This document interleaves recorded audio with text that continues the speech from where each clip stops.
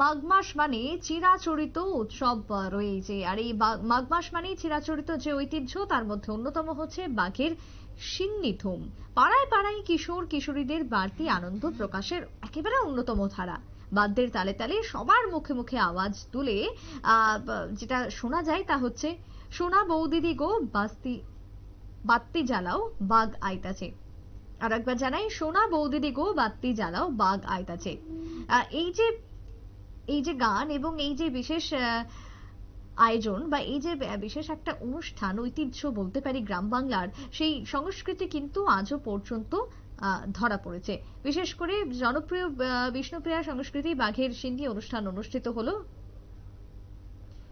মাফ করবেন, বিলুপ্ত প্রায় এই অনুষ্ঠান বা বিলুপ্ত প্রায় এই লোক সংস্কৃতি যেটা আজকে আয়োজন ছিল, যাকে কেন্দ্র করে একেবারে মাতলো 8 থেকে 80 সকলেই। কি বক্তব্য উঠে আসছে এই বিশেষ অনুষ্ঠানকে কেন্দ্র করে, শুনুন।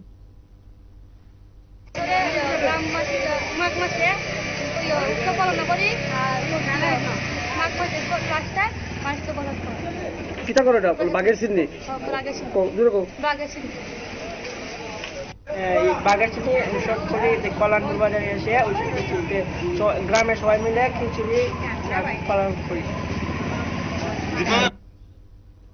খোয়াইয়ের কল্যাণপুরে ধরা পড়লো এই ছবি, যেটা বর্তমান সময়ে বর্তমান যুগে আর একেবারেই দেখা যায় না। তবে গ্রাম বাংলার এই লোক সংস্কৃতি আজও পর্যন্ত ধরে রেখেছেন একাংশ, এবং তাদের এই আয়োজন, তাদের এই উদ্যোগে ছোট ছোট কচি কাচারাও ছিল ব্যাপক খুশি।